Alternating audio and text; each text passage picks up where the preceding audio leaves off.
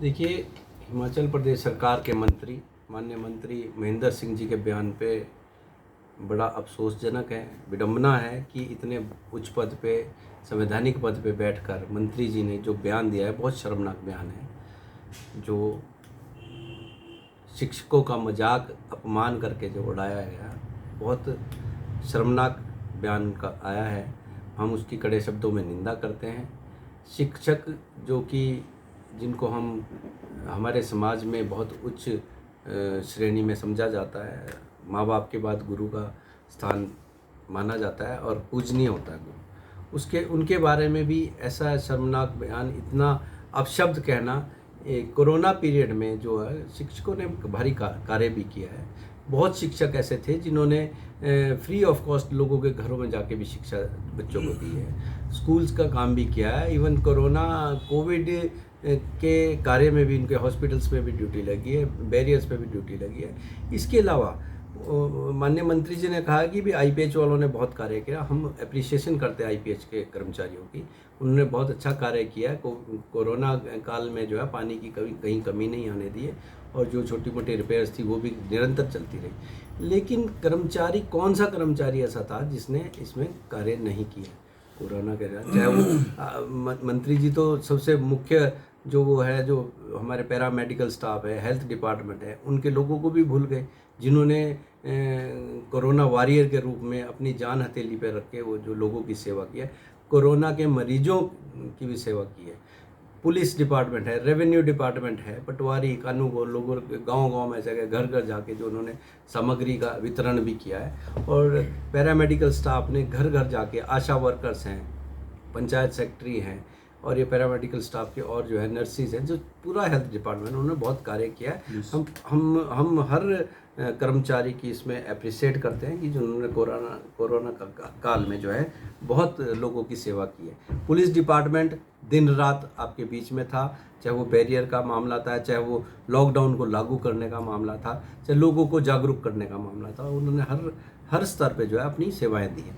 तो मंत्री जी का ये बयान कि भी केवल आईपीएच वालों ने कार्य किया, आईपीएच वालों ने भी बहुत कार्य किया, हम उनकी भी अप्रिशिएट करते हैं, लेकिन हर कर्मचारी ने, इससे जाहिर होता है कि प्रदेश सरकार जो है कर्मचारियों के प्रति क्या उनकी भावना है और किस भावना के साथ वो कर्मचारी को ट्रीट करते हैं। उससे साफ दिखता भी हमने पिछले 3.5 पौने 4 वर्षों में देखा है, जिस तरह से कर्मचारियों का उत्पीड़न किया जा रहा है, लोगों को डरा धमका के, ट्रांसफ़र की धमकी दे के, जो लोगों को, कर्मचारियों को प्रताड़ित कर रहे हैं।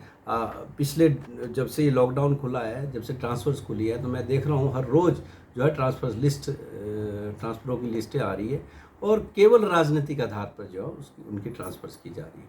जबकि जिन स्कूलों में जो है स्टाफ नहीं है, वहाँ से भी जो है लोगों की ट्रांसफ़र इंटीरियर एरिया में की जा रही है।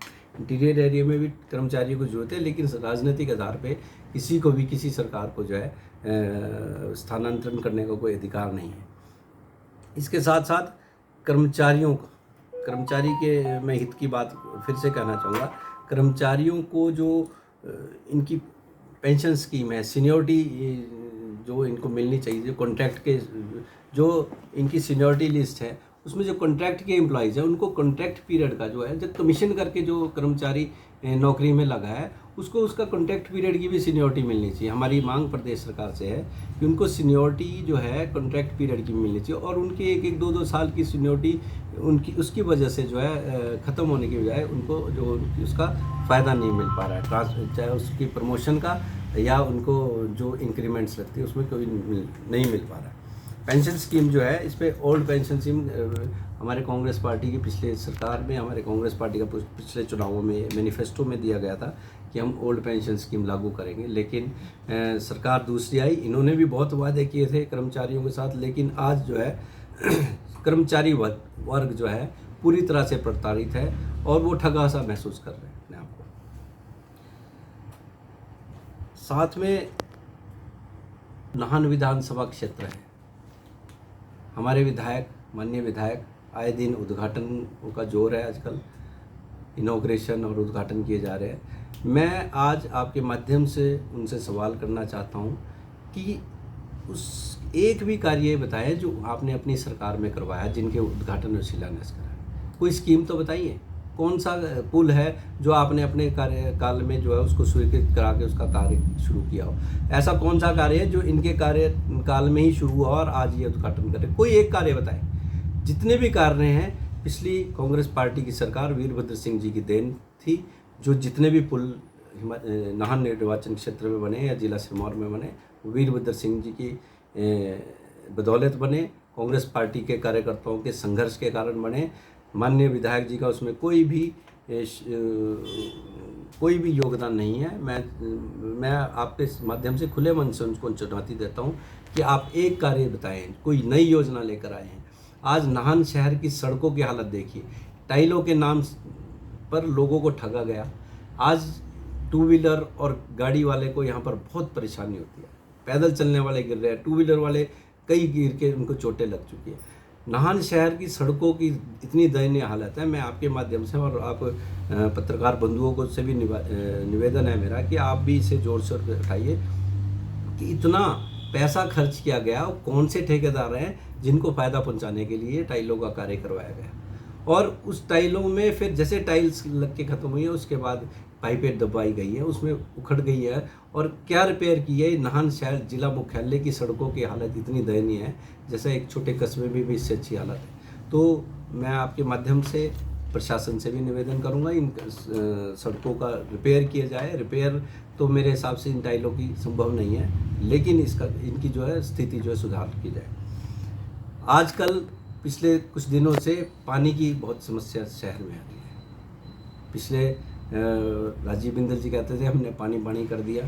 पानी कहाँ गया? ये भी जो कांग्रेस पार्टी की सरकार थी जिन्होंने स्वीकृत करके लगभग कार्य पूरा हुआ है। इन्होंने पिछले 2016 के बाद जो है ये कार्य रुकवा के रखा ताकि उसका श्रेय लिया जाए। चलो श्रेय तो हम बोलते हैं श्रेय तो ऊपर वाला देगा जिसको भी देगा, लेकिन अपनी नीयत साफ करके जो लोगों को पानी मुहैया कराए। आज इतना पानी बोरवेल से आ रहा है रेणुका से, लेकिन लोगों के नलकों तक क्यों नहीं पहुंच रहा? आज लोग जो है त्राही कर रहे हैं पानी के लिए। तो मेरा निवेदन है आपके माध्यम से प्रशासन को भी, आईपीएस डिपार्टमेंट से भी मैं निवेदन करता हूँ लोगों को पानी मुहैया कराया जाए। आप चाहे पाइप टूटने का बहाना बनाएं, चाहे शटडाउन का बहाना बनाएं, लेकिन जो है लोगों को पानी की ज़रूरत है। और मैं निवेदन करता हूँ और अगर जल्दी ये व्यवस्था ठीक नहीं गई तो कांग्रेस पार्टी इस पर आंदोलन करेगी। मेडिकल कॉलेज की व्यवस्था पूरी तरह से कोरोना काल में चरमरा गई। आज मैं अभी भी हॉस्पिटल से आया हूँ, अस्पताल में इतने मरीज लाइनों में खड़े हैं, इतना रश ओपीडी में है। गायनी में सबसे ज़्यादा दयनीय स्थिति गायनी के पेशेंट्स की है और उनको इलाज भी सबसे ज़रूरी जो है गायनी के पेशेंट्स को चाहिए होता है, समय पर इलाज चाहिए होता है। लेकिन जहाँ पर वहाँ पर पर्चियों पे जो नंबर लगा है, जो 1 बजे तक या 12 बजे तक नंबर लग गए, उसके बाद कोई अटेंड भी नहीं करता, तो बड़ा दुर्भाग्य है। कई बार तो पेशेंट आते हैं गायनी के और वैसे ही बेरंग होकर वापस चले जाते हैं, क्योंकि डॉक्टर्स बोलते हैं कि डॉक्टर एक ही है जी, डॉक्टर एक ही डॉक्टर है, बाकी ओटी में है। लेकिन जो गायनी के यहाँ पर वैकेंट पोस्ट है उसे भरी जाए ताकि लोगों को जो है समस्या है। इससे सबसे बड़ी, इससे भी ज़्यादा बात यह है कि हॉस्पिटल में इतना प्रेशर क्यों है?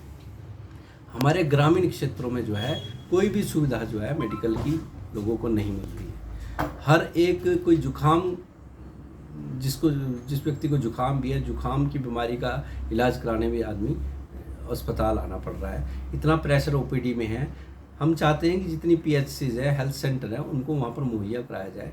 पैरामेडिकल स्टाफ या डॉक्टर्स की नियुक्ति जो है वहाँ पर की जाए, और ताकि वो जो छोटी छोटी बीमारियाँ हैं उसका वहीं पर इलाज हो। और लोग तो सिर्फ दवाई यहाँ पर दिखाने आते हैं और डॉक्टर को दिखा के। कोरोना काल में इतनी परेशानी, मैं सबसे निवेदन करता हूँ कि अस्पताल की दशा भी सुधार की जाए और जो वैकेंट पोस्टें पड़ी है उनको जल्दी से जल्द भरा जाए। सोलंकी जी, जो आप बता रहे हैं इतनी अव्यवस्थाएं हैं, इसके पीछे बड़ी वजह क्या है? सरकार है या प्रशासन है, या इनका सरकार और प्रशासन का कोई तालमेल नहीं है? क्या वजह मानते हैं आप इससे? देखिए, मैं तो सबसे बड़ी वजह सरकार की जो फेलियर है उसी को मानता हूँ। साथ के साथ प्रशासनिक फेलियर भी है। जो अस्पताल का प्रशासन है वो इस स्थिति को व्यवस्था बनाने में नाकाम रहा है, बिल्कुल नाकाम रहा है। और साथ साथ जिला प्रशासन भी नाकाम रहा है। जिला प्रशासन ने भी केवल प्रेस कॉन्फ्रेंस के माध्यम से जो एसओपी जारी होता है उसको जारी करने के अलावा कोई व्यवस्था जो है लोगों के लिए नहीं की है, चाहे वो बाहर से आने वाले लोगों का था, चाहे वो व्यापारियों के लिए था, चाहे वो जो लोग प्राइवेट फैक्ट्रीज में नौकरी कर रहे थे उनके आने जाने की व्यवस्था थी, कोई व्यवस्था नहीं थी। अस्पताल में आने के लिए जो लोग गांव से लोग आते थे उसमें एचआरटीसी की बसेस बंद थी, उस समय भी कोई व्यवस्था नहीं कर पाई। और जो सरकार का फेलियर ये है कि सरकार ने कोई भी सुविधा जो है इतने लॉकडाउन में किसी भी वर्ग को नहीं दी, ना वो कर्मचारियों को, व्यापारी वर्ग को, जो छोटे छोटे व्यापारी थे बेचारे जो दिन में 1000 रुपये की दिहाड़ी, उनको जिन्होंने किराया भी देना है दुकानों का, 100 रुपये का टैक्स भी किसी को माफ़ नहीं किया है। इवन टैक्स में बढ़ोतरी करने के अलावा कोई, साथ के साथ महंगाई इतनी चरम सीमा पर है कि लोग, आम आदमी का जो जीना है इस तरह से बहुत मुश्किल हो रहा है। और हम चाहते हैं कि लोग जागरूक हों और इसके लिए खुल के बोलें।